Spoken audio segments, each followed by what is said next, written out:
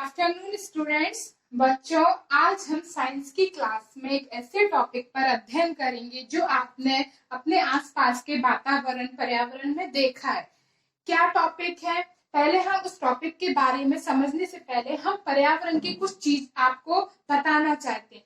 जीव जंतु पर्यावरण में समस्त जीव जंतु अपना भोजन ग्रहण करना, श्वसन करना, अपना उत्पादन करना इत्यादि ऐसी क्रियाएं शामिल होती हैं। किसमें शामिल होती हैं? सभी क्रियाएं पर्यावरण में, वातावरण में आपस में जोड़ के रखती हैं। ऐसी ही इन क्रियाओं को हम दूसरे शब्दों में नाम देते हैं, है ना? क्या नाम देते हैं? अब आता है अपना विषय वस्तु क्या है, अपनी टॉपिक क्या है? पारिस्थितिक तंत्र। क्या है बच्चों?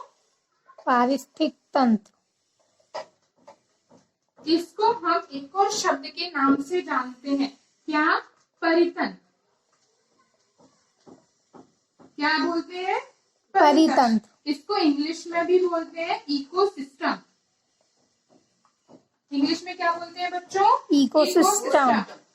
उदाहरण जैसे पेड़ पौधे सूर्य के प्रकाश से अपना भोजन बनाते हैं तथा मृत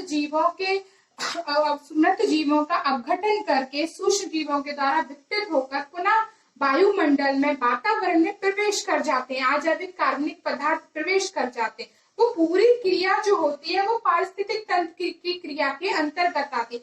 अब मैं इस परिभाषा को छोटे शब्दों में बताती हूँ, ठीक है? परिभाषा, इस परिभाषा को खोज किसने की है? 1935 में किसने की है? वेंसले जी ने। क्या परिभाषा है वो आप समझिए। जैविक घटक व अजैविक घटकों के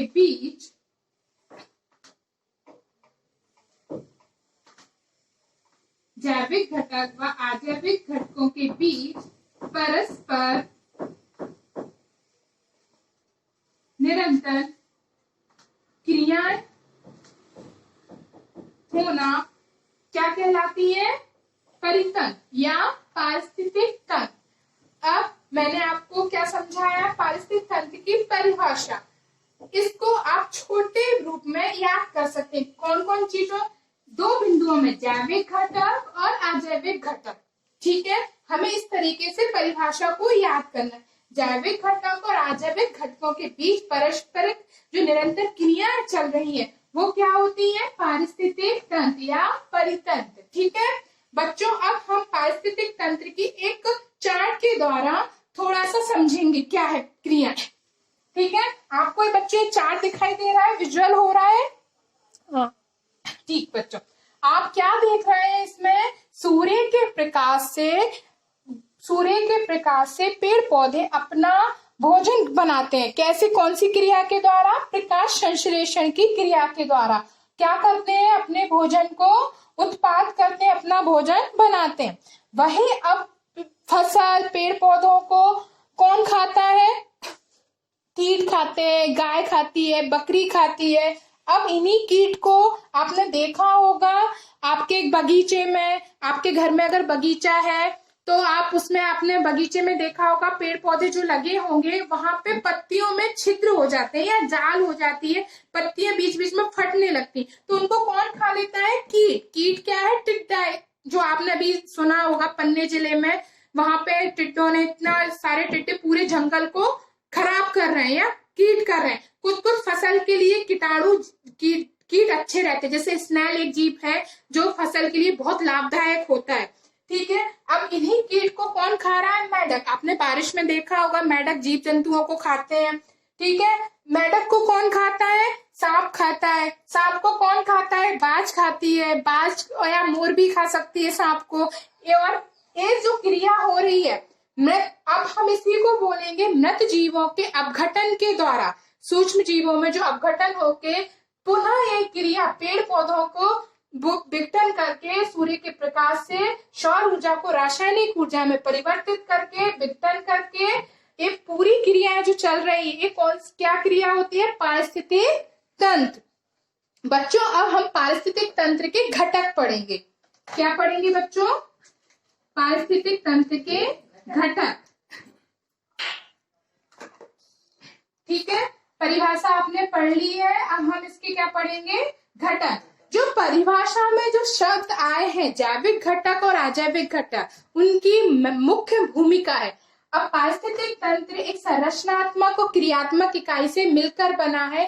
पारिस्थितिक तंत्र की रचना इन दो इकाइयों पर निर्भर है। इन दो इकाइयों से मिलकर एक तंत्र बनता है जिसे हम बोलते हैं परितंत्र। परितंत्र परितंत्र की दो घटक क्या है, यहाँ हम आपको बताते हैं, संरचनात्मक और कार्यात्मक। दो घटक कौन से हो गए, संरचनात्मक और कार्यात्मक घटक। संरचनात्मक घटक कितने प्रकार के होते हैं, जैविक घटक,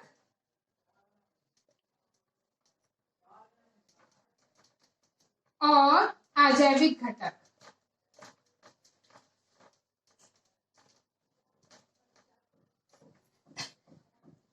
परितंत्र की जो रचना है इन दो इकाइयों पर निर्भर है, संरचनात्मक और कार्यात्मक।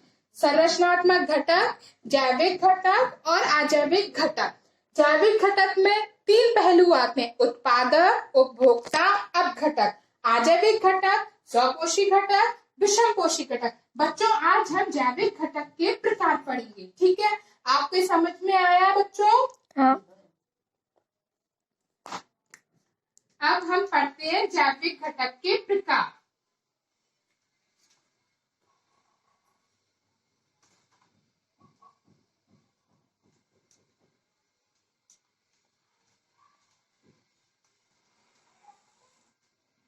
ठीक है, जैविक घटक के प्रकार। आपके मस्तिष्क में, दिमाग, माइंड में क्वेश्चन होगा, ये जैविक घटक क्या है ना? जैविक घटक जीवित भाग को, जीवित जंतुओं को कहते हैं, है ना? जीवित जंतु, जैविक नाम मतलब जीवित जंतुओं में है, पाए जाते हैं जैविक घटक। ठीक है, जैविक घटक तीन प्रकार के होते हैं, उत्पादक, उपभोक्ता और अपघटक। ठीक है, उत्पादक मैंने आपको चार्ट में समझाया था, ठीक है, कि पेड़ पौधे अपना भोजन स्वयं बनाते हैं। किसके द्वारा? सूर्य के द्वारा। सूर्य के प्रकाश के द्वारा सौर ऊर्जा को रासायनिक ऊर्जा में परिवर्तित कर वो अपना भोजन स्वयं बनाते हैं। अच्छा, आप उत्पादक का एक उदाहरण बताएंगे बच्चों? कौन से पेड़ पौधे जो अपना भोजन स्वयं बना लेते हैं? वैसे तो सभी बनाते हैं उत्पादक, बट अभी कौन सा पौधा है यहाँ पे आपने चित्र में देखा, हम क्या बता रहे हैं, घास, है ना? ये उत्पादक है, अपना भोजन स्वयं बना लेते हैं। ठीक है, अब बच्चों उपभोक्ता। उपभोक्ता क्या है? जो दूसरे जीव जंतुओं पर निर्भर रहकर अपना भोजन बनाते हैं। ठीक है, उपभोक्ता की तीन कैटेगरी है। कौन कौन सी कैटेगरी है उपभोक्ता की? तीन।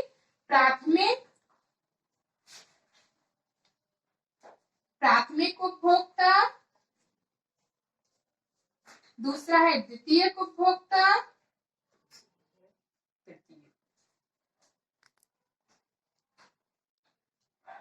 तीसरा है तृतीयक उपभोक्ता।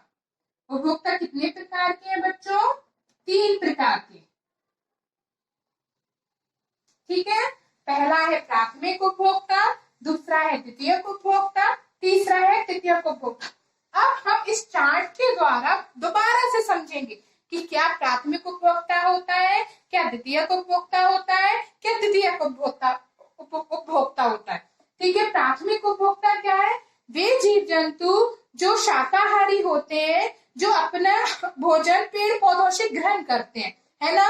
ऐसे जंतु क्या होते हैं? प्राथमिक उपभोक्ता। जैसे गाय है, भैंस है, बकरी है, जो। अच्छा, आप बता सकते हो और प्राथमिक उपभोक्ता के उदाहरण? प्राथमिक उपभोक्ता टिड्डा क्या है? वो घास, अभी घास खाता है, फसल खाता है टिड्डा, वो कौन सा हो गया? प्राथमिक उपभोक्ता। द्वितीयक उपभोक्ता शाकाहारी जीव जंतुओं को अपना भोजन बनाते हैं। जो शाकाहारी जीव जंतु होते हैं उनको अपना भोजन बनाते हैं। मेंढक क्या खाता है? टिड्डे को। मेंढक किसको खाता है? टिड्डे को। टिड्डा क्या खाती है? घास। टिड्डा कौन सा उपभोक्ता हो गया? प्राथमिक उपभोक्ता। मेंढक कौन सा हो गया? द्वितीयक उपभोक्ता। ठीक है, अब हम करते हैं तृतीयक उपभोक्ता क्या है? बाज मोर को खाती है। मांसाहारी जीव जंतुओं को अपना भोजन बनाते हैं। मांसाहारी जीव जंतुओं को, जैसे बाज किसको पकड़ते हैं? बाज सांप को खाता है, मोर सांप को खाता है। फिर कौन सा उपभोक्ता हो गया? तृतीयक उपभोक्ता। आपको समझ में आया? प्राथमिक उपभोक्ता, द्वितीयक उपभोक्ता, तृतीयक उपभोक्ता। बच्चों अब हम पढ़ेंगे अपघटक। क्या पढ़ेंगे? अपघटक। अपघटक क्या है? मृत जीवों के उपरांत सूक्ष्म जीवों के द्वारा विघटन होकर आकार्निक पदार्थों में पुनः वातावरण में मिल जाना अपघटक कहलाता है। मृत जीवों के उपरांत जितने भी जीव जंतु मृत जीवों के उपरांत सूक्ष्म जीवों के द्वारा विघटन होकर उनके अजैविक कार्बनिक पदार्थ पुनः वातावरण में मिल जाते हैं। किस तरीके से मिल जाते हैं? मृदा के रूप में, जल के रूप में, वायुमंडल में वो मिल जाते हैं। वो क्रिया क्या हो जाती है? अपघटन। और अब मिल जाने के बाद पुनः उत्पादक क्रिया द्वारा वो अवशोषित हो जाते हैं, पुनः वायुमंडल में प्रवेश कर जाते हैं, पुनः पेड़ पौधे उनका अपना भोजन बना लेते। एक क्रिया क्या होती है? अपघटन। बच्चों आज हमने क्या क्या पढ़ा? पारिस्थितिकी तंत्र की परिभाषा। पारिस्थितिकी तंत्र की खोज किसने की थी? बेंसले जी ने 1935 में। फिर हमने पारिस्थितिकी तंत्र के घटक पढ़े। घटक में संरचनात्मक, कार्यात्मक घटक। संरचनात्मक घटक में दो प्रकार होते हैं, जैविक घटक और अजैविक घटक। जैविक घटक में हमने जो जीवित भाग में पाए जाते हैं, अजैविक घटक जो जीव जंतुओं के मृत उपरांत पाए जाते हैं। जैविक घटक में हमने उत्पादक, उपभोक्ता, अपघटक इन 3 बिंदुओं पर अध्ययन किया। ठीक है बच्चों, अच्छा हम कक्षा कार्य करते हैं। ठीक है, अच्छा आप लोग बताओगे है ना? अब हम पढ़ते हैं, कक्षा कार्य करते हैं अपना। आप बताओगे बच्चों टिड्डा कौन सा उपभोक्ता है? प्राथमिक उपभोक्ता। गुड बच्चों, बाज कौन सा उपभोक्ता है? द्वितीयक उपभोक्ता। बाज कौन सा है? तृतीय उपभोक्ता। गुड, तृतीयक उपभोक्ता है। बाज द्वितीयक नहीं है। बाज कौन सा है? तृतीयक उपभोक्ता। वो मांसाहारी जीवों को ही अपना भोजन बनाता है। मेंढक कौन सा है? द्वितीयक। गुड, शाबाश बच्चों। शैवाल क्या है? उत्पादक। उत्पादक। क्यों? क्योंकि ये अपना भोजन स्वयं बनाते हैं। ये पौधे अपना भोजन स्वयं निर्माण करते हैं। चलो अच्छा बच्चों, आज हम गृह कार्य देते हैं आपको, है ना? गृह कार्य करना, क्या करना है गृह कार्य? उपभोक्ता से क्या अभिप्राय है, इनके प्रकार को उदाहरण सहित समझाइए। दोबारा से पढ़ लीजिए। उपभोक्ता से क्या अभिप्राय है, इनके प्रकार को उदाहरण सहित समझाइए। जो हमने उदाहरण पढ़े हैं, जो प्रकार पढ़े हैं, प्राथमिक उपभोक्ता, द्वितीयक उपभोक्ता, तृतीयक उपभोक्ता, उनके आपको उदाहरण लिखना है कि और क्या क्या जीव जंतु हो सकते हैं। थैंक यू बच्चों। गुड डे बच्चों।